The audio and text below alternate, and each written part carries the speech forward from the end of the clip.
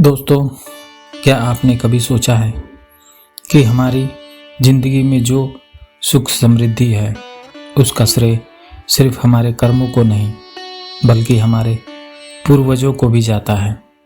जो आज हम हैं वो हमारी पीढ़ियों के आशीर्वाद और उनके परिश्रम का ही परिणाम है और उन्हें याद करने, उनका तर्पण करने का विशेष समय है पितृपक्ष।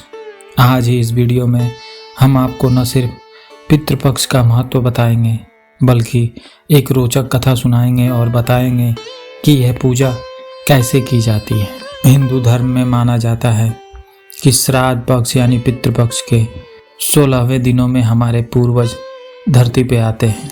वे हमारे आशीर्वाद के लिए नहीं बल्कि हमारे प्रेम और तर्पण के फल के लिए आते हैं। गरुड़ पुराण, महाभारत, पद्म पुराण श्राद्ध का महत्व बताया गया है। भगवान श्री राम ने भी पितरों के निमित्त श्राद्ध किया था। स्वयं भीष्म पितामह ने युधिष्ठिर को बताया कि जो श्राद्ध करता है उसके पितर तृप्त होकर आशीर्वाद देते हैं। यही कारण है कि इस पक्ष को पितृपक्ष कहा जाता है। एक बार महाभारत युद्ध के बाद कर्ण स्वर्ग पहुंचे। वहां उन्हें अमृत और भोजन की जगह पत्थर और लोहे के दाने मिले। कर्ण ने भगवान इंद्र से पूछा, मुझे यह दंड क्यों मिल रहा है? तब इंद्र ने कहा, पृथ्वी पर तुमने बहुत दान दिया, सोना, अनाज, वस्त्र, परंतु कभी अपने पितरों का तर्पण नहीं किया, इसलिए स्वर्ग में तुम्हें भोजन नहीं मिल रहा है। कर्ण ने विनती की, हे देव, मुझे एक बार धरती पर भेज दीजिए ताकि मैं अपने पितरों का श्राद्ध कर सकूं। इंद्र ने अनुमति दी और कर्ण पितृपक्ष के दिन पृथ्वी पर लौटे। उन्होंने अपने पितरों का विधिवत तर्पण किया और फिर स्वर्ग लौटकर दिव्य भोजन पाया।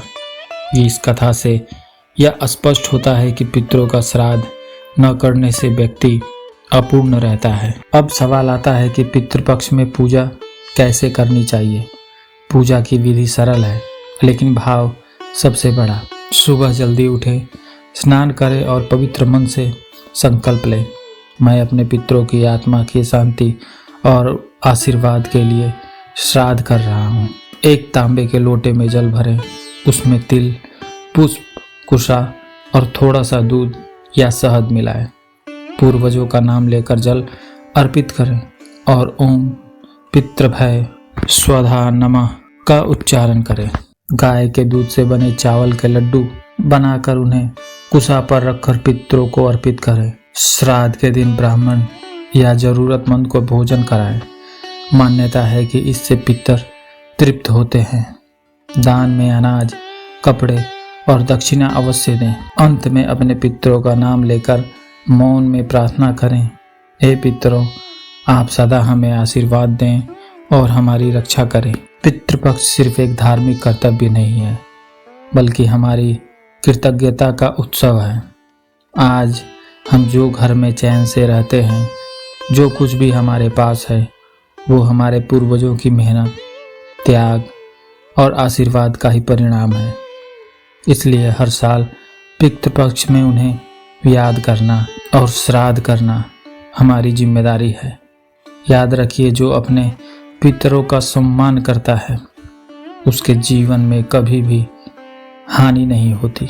दोस्तों, आशा है कि आपको यह कथा और पूजा विधि समझ में आई होगी। पितृपक्ष में इन पावन दिनों में हम सब अपने पूर्वजों को याद करें और उनके आशीर्वाद से जीवन को सफल बनाएं।